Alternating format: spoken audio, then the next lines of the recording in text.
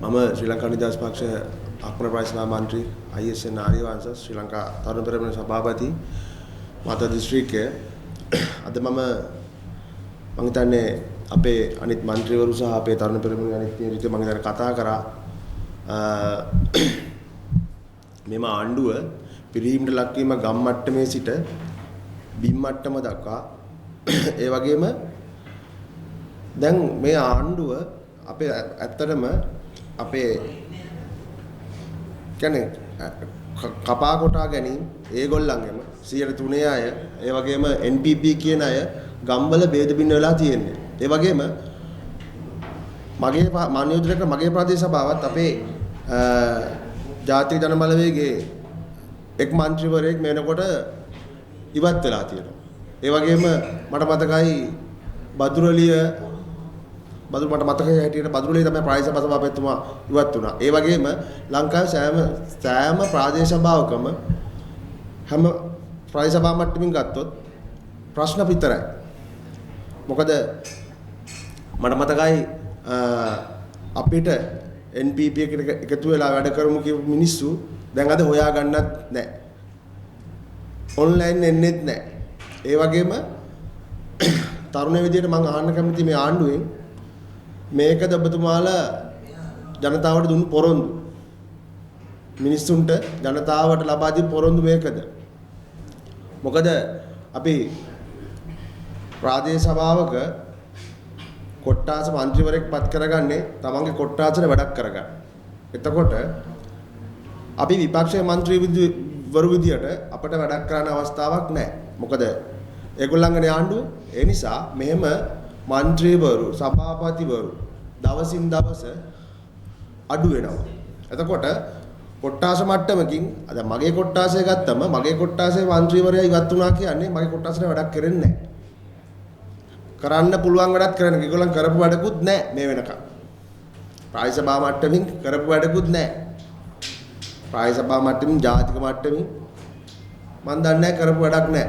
ඒ නිසා එම ආණ්ඩුව පිරිහීමට ලක්වීම ඉතා වේගයෙන් ගම් මට්ටමින් බිම් මට්ටමින් ආරම්භ වෙලා තියෙනවා.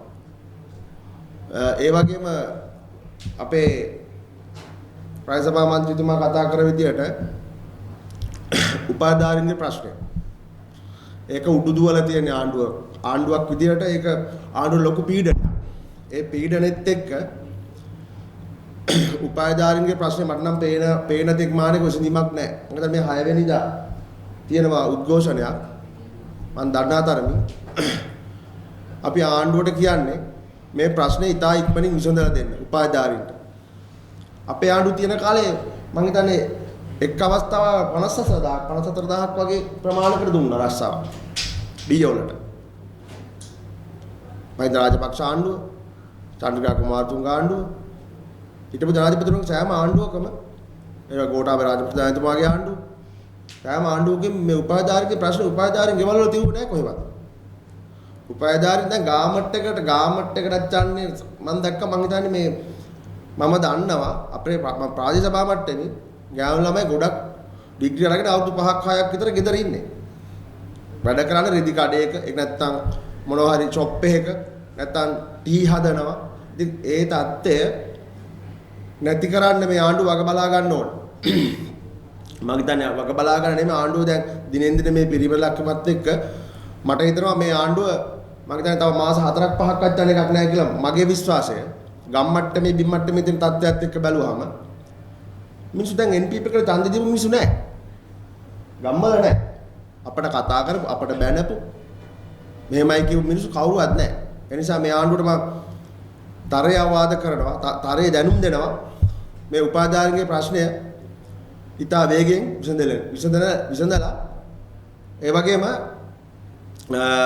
ප්‍රාදේශ සභාවක් විදියට සෑම ප්‍රාදේශ සභාවකම හැම තැනම අක්‍රමිකතා. මම තොරතුරු අරගෙන කතා කරන්නම් ඊළඟ මාධ්‍ය සාකච්ඡාවේදී. තොරතුරු තියෙනවා. නමුත් හරි තොරතුරු අරගෙන මම කතා කරනවා. ස්තුතියි.